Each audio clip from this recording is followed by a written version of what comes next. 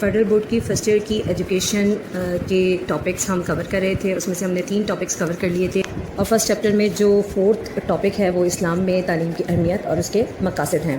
یہ تو ہم سب جانتے ہیں کہ حضرت آدم علیہ الصلوۃ والسلام سے تعلیم کا سلسلہ شروع ہوا اور اللہ تبارک و تعالیٰ نے حضرت آدم علیہ السلام کو وحی کی اور تمام اسماء جو کہ قیامت تک آنے والے اشیاء کے نام تھے یا قیامت تک آنے والے علوم بھی بعض اسکالرز اس کو کہتے ہیں اور بعض لوگ کہتے ہیں کہ قیامت تک آنے والی جتنی بھی چیزوں کے نام تھے وہ حضرت آدم علیہ السلام کو اللہ تعالیٰ نے سکھا دیے تھے.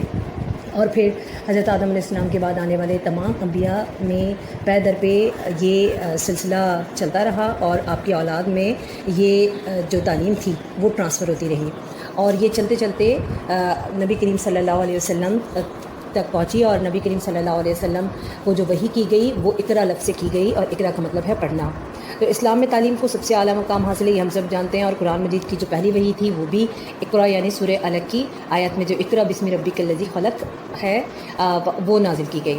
اب تعلیم کے مقاصد کی اگر بات کریں تو اسلامی معاشرے میں تعلیم کے مختلف مقاصد ہیں جو کہ دنیاوی کامیابی تک صرف محدود نہیں ہے بلکہ آخرت کی بھی کامیابی اور فلاح اس میں شامل ہے.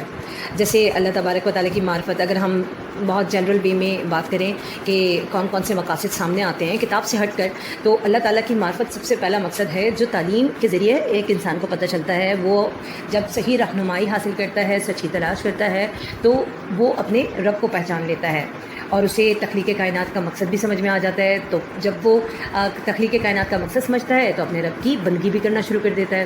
اسی طریقے سے کسی بھی انسان کا نیک کردار اگر وہ تعلیم حاصل نہیں کرے گا تو بہت سارے جو ویلیوز ہیں, اخلاقی اقدار ہیں, ان کو بھی اڈاپٹ نہیں کر سکے گا. جیسے صبر ہے, عدل ہے, امانت ہے اور اخوت ہے. اور پھر اللہ تبارک و تعالیٰ نے انسان کو ویسے بھی ایک خلیفہ بنا کر کے بھیجا ہے, اور وہ خلیفہ ہی کیا جو کہ ایک معاشرے کو پرامن اور باانصاف نہ بنائے. تو اس لیے تعلیم انتہائی ضروری ہے. اس کے علاوہ تعلیم اس لیے بھی بہت ضروری ہے کہ عملی زندگی کی تیاری ہو جاتی ہے اور پھر آخرت کی تیاری یا آخرت کی ترقی تو ہے ہی. اچھا, لیکن جو basic aims of education in Muslim society ہماری کتاب کے اندر دیے گئے ہیں ان میں سے یہ ہمارے پاس 6 مقاصد ہیں جس کو 1 بائی 1 میں یہاں پہ ڈیفائن کر دیتی ہوں. جیسے سب سے پہلا ہمارے پاس جو مقصد ہے وہ نوجوانوں کی پرسنالٹی ڈیولپمنٹ ہے, یعنی پرسنالٹی آف دا یوتھ. اگر نوجوانوں کی ترقی میں تعلیم کا کردار نہ ہو تو ایک ہیلدی معاشرہ تشکیل نہیں دیا جا سکتا, اور نہ صرف ہیلدی معاشرہ بلکہ نسلیں بھی اخلاقی اقدار کے ساتھ پروان نہیں چڑھ سکتی.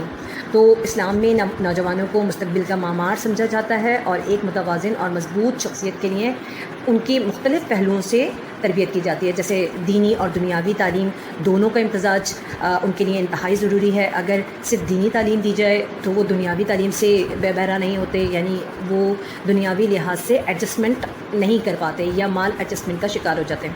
یا دنیاوی تعلیم دے دیں اور دینی تعلیم نہ دی جائے تو ان کا آخری بھی پہلو وہ رہ جاتا ہے.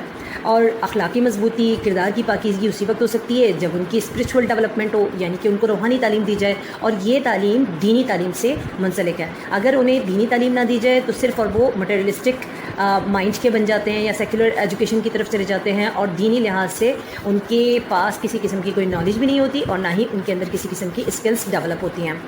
تو جب ہم کردار کی ڈیولپمنٹ کی بات کرتے ہیں یا پرسنالٹی ڈیولپمنٹ کی بات کرتے ہیں تو وہ متوازن چیز ہوتی ہے یا بیلنسڈ پرسنالٹی ہوتی ہے. اور بیلنس پرسنالٹی وہی ہوتی ہے جو کہ دینی اور دنیاوی دونوں لحاظ سے ہو. پھر خود اعتمادی اور صبر اور اخلاقی اقدار کا موجود ہونا اور زندگی کے واضح مقاصد, یہ تمام چیزیں انسان کے اندر اسی وقت ڈیولپ ہو سکتی ہیں جبکہ نوجوانوں کو ان کی پرسنالٹی ڈیولپمنٹ کی طرف لایا جائے گا. کیونکہ بہت سارے لوگ اپنی زندگی کے مقاصد کو نہیں جان پاتے, اپنے کریئر ڈیولپمنٹ یا اپنے کریئر گولز کو نہیں پہچان پاتے, اپنے اندر خود اعتمادی نہیں لے کر کے آ سکتے. کچھ لوگ صبر سے بالکل ناشنا ہوتے ہیں, کچھ لوگ جو ہے وہ ٹالرنس, ان کے اندر برداشت کی قوت اتنی زیادہ نہیں ہوتی. آج اگر ہم معاشرے میں دیکھیں تو ہمیں ایسی ہی یوتھ نظر آتی ہے, اور یوتھ ہی نہیں بلکہ ہمیں تقریباً ہر دوسرا بندہ ایسا نظر آتا ہے جو کہ خود اعتمادی بھی چاہتا ہے اور اپنے اندر برداشت کی قوت بھی پیدا کرنا چاہتا ہے. تو یہ اسی وقت ممکن ہے جب ہم اپنی نئی نسل کو اخلاقی اقدار کے لیے تیار کریں. اخلاقی اقدار جب وہ اڈاپٹ کریں گے تو لازمی سی بات ہے وہ ایک ایگزامپلری کیریکٹر یا پھر اپنی پرسنالٹی کو ڈیولپ کر سکتے ہیں. اس کے بعد جو ایم ہمارے پاس دیا ہے وہ ہے ایٹیکیٹس آف دا سوسائٹی. معاشرے میں آداب یا ایٹیکیٹس یا پھر مینرز کا ڈیولپ کرنا یا ان کو اختیار کرنا انتہائی ضروری ہے، اور یہ معاشرے کی اصل روح بھی ہے. ایک اچھا مسلمان بڑوں کا احترام کرتا ہے، چھوٹوں پر شفقت کرتا ہے، سچائی، امانت، انصاف کو اپناتا ہے، دوسروں کے حقوق کا خیال رکھتا ہے، گفتگو میں نرمی اور رویے میں عاجزی رکھتا ہے. اس کے علاوہ ایٹیکیٹس اس کے اٹھنے بیٹھنے، کھانے پینے، چلنے پھرنے اور ہر ایک عمل میں ایٹیکیٹس کا نظر آنا ضروری ہوتا ہے. تبھی ایک پڑھا لکھا انسان اپنے کردار سے اور اپنی پرسنالٹی سے یہ ثابت کر سکتا ہے کہ وہ ایجوکیٹڈ ہے. ایجوکیشن صرف یہ نہیں ہے کہ ڈگریاں حاصل کر لی جائیں یا سرٹیفکیٹس اپنے پاس جمع کر لیے جائیں، بلکہ ایجوکیشن اس طریقے سے ہے جیسے کہ ایک زرخیز مٹی ہو اور پھر اس کے اندر پانی ڈال دیا جائے تو وہ زرخیز زمین پانی کو اپنے اندر ایبزارب کر لیتی ہے، اور اگر ماربل کے اوپر پانی ڈال دیا جائے تو ماربل کے اوپر پانی کبھی بھی اندر ایبزارب نہیں ہو پاتا. تو تعلیم انسان کے دل کو اور اس کی شخصیت کو اس زرخیز مٹی کی طرح بناتی ہے جو کہ اپنے اندر تعلیم کے پانی کو ایبزارب کر لیتی ہے، جس سے نہ صرف اس کی اپنی ذات کو فائدہ ہوتا ہے بلکہ وہ دوسروں کو بھی اپنی ذات سے فائدہ پہنچاتا ہے. اور وہ لوگ جو کہ اپنی شخصیت کے اندر علم کے پانی کو ایبزارب نہیں کر پاتے، ان کی شخصیت اپنے لیے ہی کوئی فائدہ اگر تلاش کر سکے تو تلاش کر سکے، ورنہ دوسروں کے لیے وہ اتنی کوئی خاص فائدہ مند نہیں ہوتی. اپنے آپ کو پہچاننا انتہائی ضروری ہے. جب تک انسان اپنی ہی غلطیاں اپنے سامنے نہیں رکھے گا، اپنی اسکلز ایبلٹیز کو اپنے سامنے نہیں رکھے گا، تو اسے نہیں پتہ چلے گا کہ اس کے اندر کتنی خصوصیات ہیں، کون سی کوتاہیاں اس کے اندر موجود ہے، کون سی خامیاں اس کے اندر موجود ہیں، کن خامیوں کو اسے اوور کم کرنا ہے اور کن چیزوں کو اسے اڈاپٹ کرنا ہے تاکہ وہ جسمانی، ذہنی، روحانی صلاحیتوں کو اپنے اندر پیدا کر سکے. اپنے رب کو پہچانے گا تو ہی اپنے رب کی، اپنے خالق کی، اپنے مالک کی اور اپنے رازق کی عبادت بھی کر پائے گا، اور اس بات پر پکا یقین اس کو ہوگا کہ ایک رب ہے جو اس کو ہر وقت دیکھ رہا ہے، اور یہ کائنات اس رب نے بنائی ہے اور اس کی زندگی اس رب کے ہاتھ میں ہے. تو قرآن کے مطابق انسان زمین پر اللہ کا خلیفہ ہے، اس لیے اللہ کے احکامات پر عمل کرنا انتہائی ضروری ہے.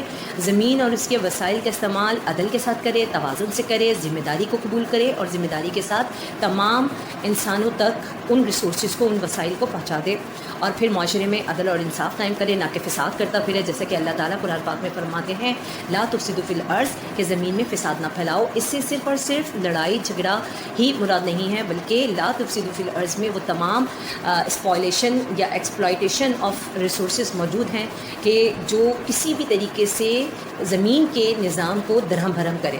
تو نبی کریم صلی اللہ علیہ وسلم کے زمانے میں اگر ہم ایجوکیشنل انسٹیٹیوشنز کی بات کریں تو مساجد کے علاوہ علیحدہ سے اسکول اور کالج یا یونیورسٹیز تو اس وقت موجود نہیں تھیں، لیکن نبی کریم صلی اللہ علیہ وسلم نے جب بالکل آغاز میں تعلیم دینا شروع کیا یا تبلیغ کا سلسلہ شروع کیا تو پرسن ٹو پرسن اور انڈیویجول آپ صلی اللہ علیہ وسلم صحابہ کو تعلیم دیا کرتے تھے. اور اس کے بعد ایک صحابی جن کا نام حضرت ارقم آتا ہے، تو ان کے گھر کو دارالارقم جس کو کہا جاتا تھا، جو کہ مکہ اور مدینہ دونوں کے درمیان ایک پہاڑ پہ واقع تھا جس کو صفا کہتے ہیں. تو وہ وہاں پہ نبی کریم صلی اللہ علیہ وسلم صحابہ کو جمع کرتے تھے اور نبی کریم صلی اللہ علیہ وسلم ان کو تعلیم بھی دیا کرتے تھے اور ان کی اخلاقی تربیت بھی کیا کرتے تھے. اخلاقی تربیت کے ساتھ ساتھ وہ نبی کریم صلی اللہ علیہ وسلم کی کمپنی کو انجوائے کرتے تھے اور بہت ساری روحانی اور اخلاقی اقدار کو نبی کریم صلی اللہ علیہ وسلم سے اڈاپٹ کرتے تھے. اسی لیے وہ اپنی زمانے کے بہترین انسان تھے اور ان کی جو پرسنالٹیز تھیں، ان کی شخصیات تھیں، وہ انتہائی بیلنس پرسنالٹیز تھیں. یہاں پہ ہمارا یہ ٹاپک ختم ہوتا ہے. نیکسٹ ٹاپک انشاءاللہ ہم نیکسٹ ویڈیو میں ڈسکس کریں گے. جب تک کے لیے اللہ حافظ.